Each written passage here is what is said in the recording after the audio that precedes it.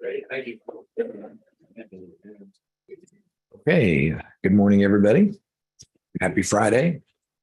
And welcome to the agenda meeting. For the agenda, this will be the agenda for Wednesday, August 23rd. So I'll hand this over to you. Thanks, Chairman. Good morning, Manager. Commission. Nicole, what do we have for county business to start the meeting off next week? Good morning, everyone. I will mention the Sedgwick County Job Fair that's going to be held on August 31st at the Evergy Connect Center. And for good news, I have two public safety things. One, we'll have a State EMS Association award winner, and then we will have emergency management here to give a review of the full-scale exercise that happened in partnership with the zoo and the U.S. Army North and the 73rd Civil Support Team. And that's all I have. Okay. All right, that'll be good.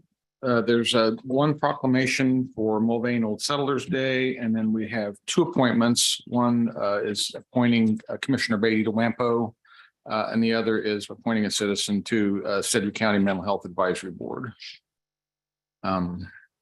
Under new business, we tried to keep this as lean as we could because it's budget adoption day. So item H is the public hearing. We'll hear from citizens on our 2024 budget, and then we'll also discuss the proposed property tax levy in excess of the revenue neutral rate. That's all item H. Item I is actually the budget adoption request and motion and the CIP budget. And then we'll do the same thing for fire agenda as well. We do have a fire agenda on Wednesday. That's a good question, Tom. Sure. And I think in the past, we've bundled the budget and CIP together, and we've done it separately. What is the will of, what's the recommendation from staff, and what's the will of the commission? Do we want to combine them, or do we want to separate the budget from the CIP? The simplest is to combine them because they're embedded in the same document, the same budget.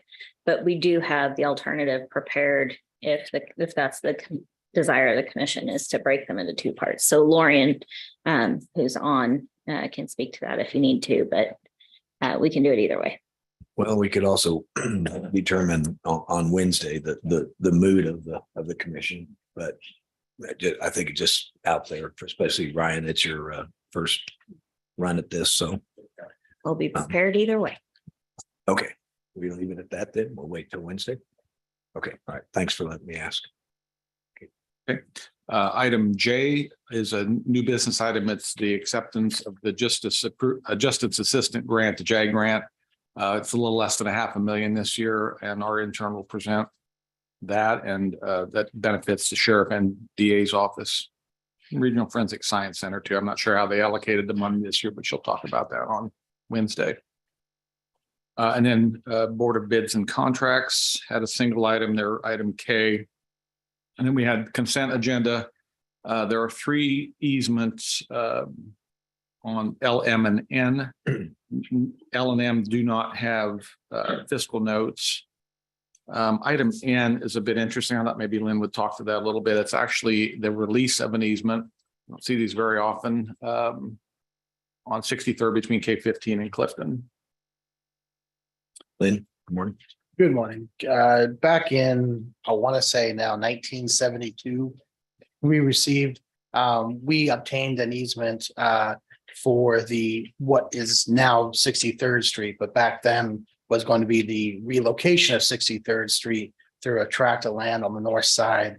And we obtained an easement to go on there and do surveying and lay out stakes. And that is typically now written such that once that work is completed, the easement is automatically null and void. Back then, it didn't have such language in it, and they're getting ready to plat in the parcel, and they just wanted to be careful and clear all easements and have this one released. So when this was done in 72, the word temporary easement, they didn't have a after temporary. This is no disrespect to Justin, but when you get the lawyers involved, they want to make sure everything gets covered. And they asked us to formally remove the easement. And that was a similar case with the last one we had a few minutes ago.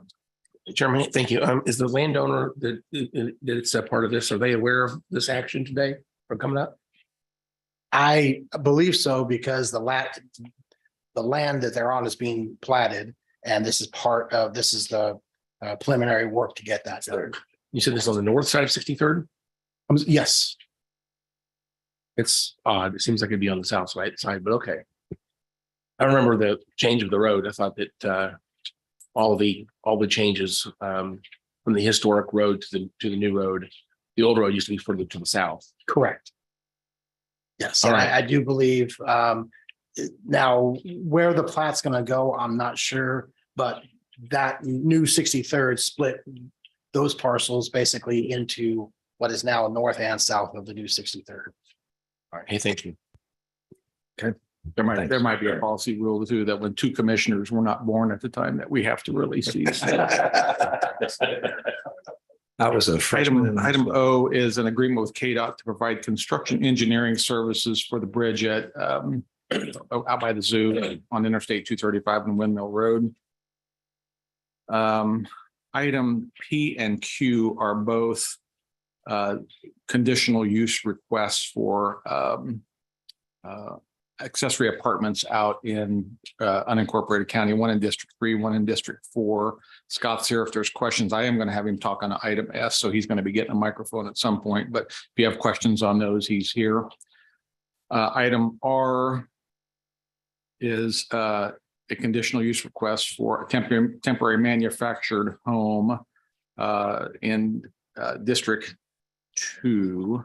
I think this is a situation where they're putting a manufactured home up and trying to save money to put their structure onto the property. And I think it's a 6-year agreement on that, Scott, right? I believe so. Yep. And then item S is what I wanted Scott to talk about. This is also a little bit unusual, and I wanted him to cover this item. So Thank you very much. I'll start out with S first. This is an item that has been brought up on your agenda before. Again, this one was deferred in order to have a conversation about the relationship between plating and zoning. I don't believe this one was intended to actually be on this agenda. Has been added through the system. So I've requested that it be removed. However, I do want to give you an update that we have another item that's going to be coming to you, and we'll have to be doing a briefing on that. Commissioner Howell, that will be Wandering Oaks. When we do that briefing with you, I'd like to cover this, the relationship between plating and zoning at that same time. And so that will provide you then an opportunity to discuss moving this forward if you like. Now, as far as the accessory apartments, I'm going to pivot over to that. On item P, what we have is they have a somewhat unique request in that there are conditions that are automatically attached to certain types of cases per the zoning code. In the case of accessory apartments, one of those conditions is that the utilities, as far as water and sewer septic, would be shared with the main unit, the main home. In this case, they have requested a waiver. The resolution that was prepared for you identified that waiver. However, the staff report maybe was not as clear about that. And so thank you to legal for catching this, but they advised that some additional language in there would be helpful to clarify that for members of the public so that they understand that that waiver is being requested and that that waiver would have to be granted by you all at the BOCC level in order to go into effect. Scott, I appreciate that. It came up with my Citizens Advisory Board, and whether I picked this up. It appeared to me that the staff recommended to the MAPC that they just grant this waiver, and it didn't appear to me that the MAPC had the authority to do that without coming to the county commission. That is correct, sir. They can provide a recommendation about whether or not they feel that it's appropriate, but it is at the BOCC level that those have to be waived. The MAPC does not have that authority. Well, that was what my opinion was, but that's why I brought it up, because when your staff briefed it, it sounded like, hey, we think it's a good idea. And actually they were doing it on not just this one case, but a second case also. Yes. So, and I guess from legal standpoint, the reason that it's in there is so that they don't suddenly change it from an accessory apartment, like a mother apartment, to a rental facility. And so I don't know if there's any legal considerations to make sure that that doesn't happen, or just the fact that we're doing this rezone and saying it's an accessory apartment and you can't rent it In the future, if someone decides to rent it out, do we have a remedy? In terms of rentals, no. In terms of splitting off the property and selling it as a separate unit, obviously there's more process that would be involved in that. And there is that risk that would be easier to do with this waiver granted. And that's why these are considered on a case by case basis. There was one instance more recently where it was a 100-year-old house, farmhouse that had been there. And the well for the main house was old. They were building a new house. So the accessory apartment was actually going to be as large as the current house. And so they wanted to do a new well. So I just point that out to say that there are unique circumstances and it's on a case by case basis. I'm good. Thank you. Thank you.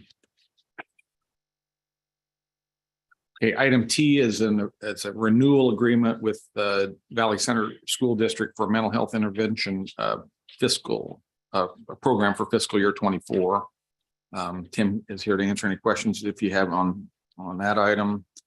And then item U is some general position reclassifications, some in the appraiser's office, some in health, some in finance, and some in Department of Corrections that HR is asking for. And the rest of this agenda was routine business. And the fire agenda, as I mentioned, I might mention, we'll take item after item X, the budget discussion part will come off on it slipped onto the rough draft. That'll be off for the draft that you'll see later today, though. Well, yeah, because we will have voted on the budget, Yeah, so we don't have to have budget discussion on it. So we shouldn't have to have budget Right, discussion. take that. Right. Yeah. We can talk about next year's budget. I'm going to talk about 2025 budget. That's why it started.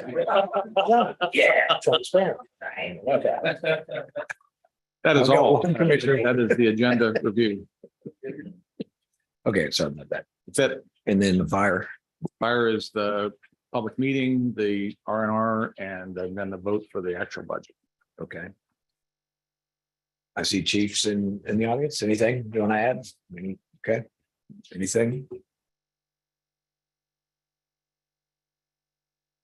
Go ahead. I don't know if this is going to be presented back to the commission, but last Wednesday, I think staff, Tom, you said we might have some recommendations on how to solve the imbalance, if you will, on the fire district budget. I think the chief is working on that real time. I'll try to get whenever the chief is completed with that. I don't know, chief, if you want to talk to that now or not, but I'm hoping by end of day today or Monday. That's what I was wondering. Yeah, I think you said by the end of the week, you thought you might have it. So. Chief, you want to give, or Rusty's here, Chief, do you want to give an update on where you're at?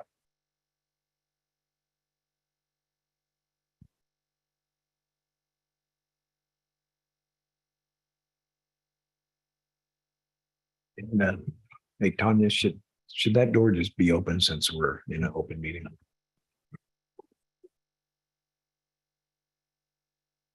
Okay, it's all right. Go ahead. Hi, Chief. Welcome. Good morning, Doug Williams, Fire Chief. We've been looking, a couple of things that we've looked at this week is the IRBs that are coming off of the in the next 5 years. Yeah. And I don't have that copy with me, but we have 26,000. These accumulate. We have 26,000 coming off in 24, and we have, I believe it's 84,000 coming off in 25, and then I believe in 26 it's about 121,000 more coming off, and by the time we get to 27 and 28, it accumulates up to over $500,000 of the IRBs that are coming off of the abatements, so that it'll be available to our budget. And also, we're currently looking at, I mentioned to Lindsay last night, and we're working with her. We looking at the CAPERS projections. The KPNF has already come out with their forecast for next year, and it raises it a tenth from about 22.86 to 23.1. And our projections has it at about, for safety, has it at around 28 or 29. So that 6% on our payroll is a significant amount of money. And so those are the things we're looking at, besides changes to our fleet forecast and some of those items. And another thing we talked to Lindsay about was we had money to start paying on a fire truck this year that we're not going to get. And so we can use that money that's already set aside to pay down the remaining payment on another truck, which will take it off the books for the next 3 years and clean that up. So we've got some options out there to address those things. And we're gonna be working with her and vetting and making sure that we're accurate.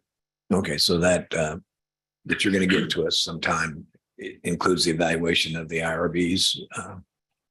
Some So expiring. yes, we do have those figures and we'll get those sent to you. Right. We do in our base forecast assume some portion of those each year. And so we just need to work with the fire chief and his team to help explain kind of what we have versus what came out in the report that we received the other day. So there is lots to work through. Yeah, I know it's kind of, we'll- but those were good questions that were asked last Yes, week very to good help, because we're all kind of, we know we want to fix it and we just don't sure which track some of us want to go. And I'm just reminded that any new IRB that comes on, usually the tax contribution today is nearly zero. Frozen, So, yeah. so there's no penalty for a IRB on any new, for instance, Integra or something. There's And if it's okay with Tom, I might, we can maybe give you some information. Commissioner Dennis had asked us to talk to the Fire District Advisory Board last night about compensation. And so while they all agree that they didn't really have adequate time to look into it, so they had a big caveat with that. They're asking the fire district to work on a letter that can be read into the record next week during your public hearing revenue neutral rate discussion, but they are at least generally in support of the Evergreen 15 step. If we can get there with the financials. And again, they wanted us to be sure to communicate that they did not feel like they had really enough time to deep dive and really understand, but that was where they landed last night. thank you. All right. Well, that's good. And we had our meeting last night out at Lake Hampton. Yeah. And that was really a good time for all 5 commissioners showed up. And so I thank you all commissioners for being there and Lynn and your staff and county clerks was there. So it was a good representation and I think good interaction. So that was just last night. Okay. What else? Okay. Happy Friday. Started out with Happy Friday and we'll end with Happy Friday. Okay.